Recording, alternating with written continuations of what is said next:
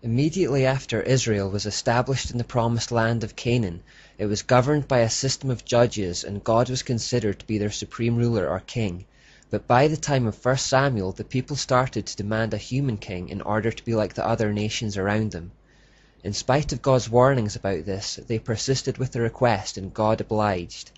The first human king was Saul, who was soon replaced by David, and this takes us into the book of 1 Kings in the Bible, where the subsequent succession of kings are documented. These transitions of leadership led to a downward spiral and the eventual division of Israel, and throughout it all we see a constant invasion of Baal worship over the years. Satan was still going with Plan A at this point. The pivotal figure was King Ahab, and just as Nimrod's importance was hinted at by the extra attention given to him in Genesis, the same can be said of King Ahab in the book of 1 Kings. The writer makes sure to elaborate on his reign and to tell us his story in greater depth than the other kings. The Bible says of Ahab that he did evil in the Lord's sight, even more than any of the kings before him. This guy was the worst of the worst. There had been bad kings before, but no one touched Ahab. Not only this, but he married a woman called Jezebel, who was the princess daughter of Ethbaal, Canaanite king of Tyre and Sidon, and priest of Astarte. You couldn't get a worse combination of titles, and clearly this was not the kind of family the king of Israel should have been marrying into. For a people that God was intent on keeping undefiled and pure, this marriage would pose significant problems.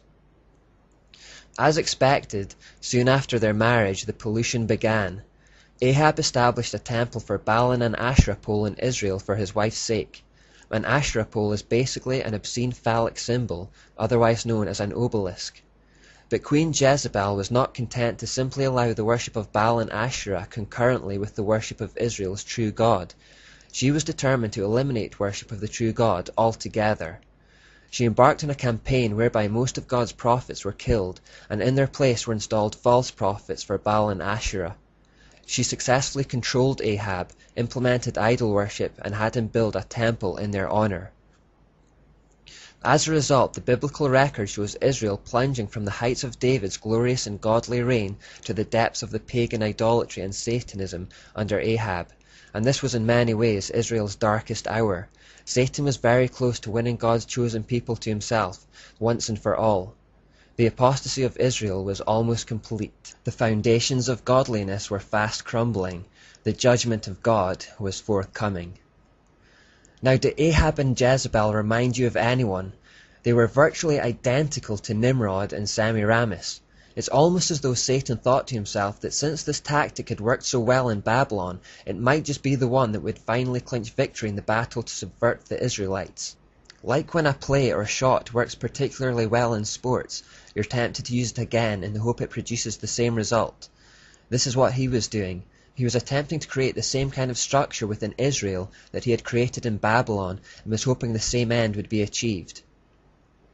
Just as Semiramis had risen to power on the coattails of Nimrod, the evil Jezebel wed herself to Ahab and introduced idolatry into their life as an evil religious practice. This was probably not a marriage of love. Rather, it was a spiritual and political affiliation designed to merge two different kingdoms. Just as Semiramis had an insatiable lust for power and would go to any ends to retain it, even killing her husband and plotting to kill her son, we see the same kind of spirit in Jezebel, a lust for power, control, and domination.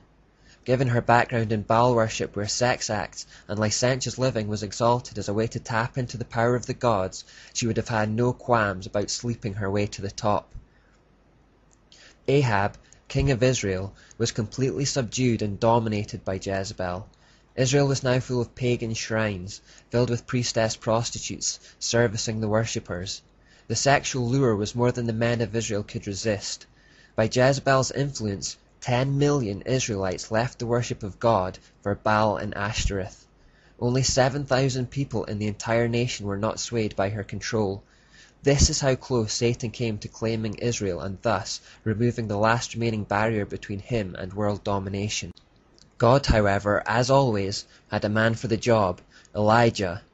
Jezebel had killed most of God's prophets but hadn't managed to get her hands on Elijah yet, and it was he who God used to turn Israel back from the brink.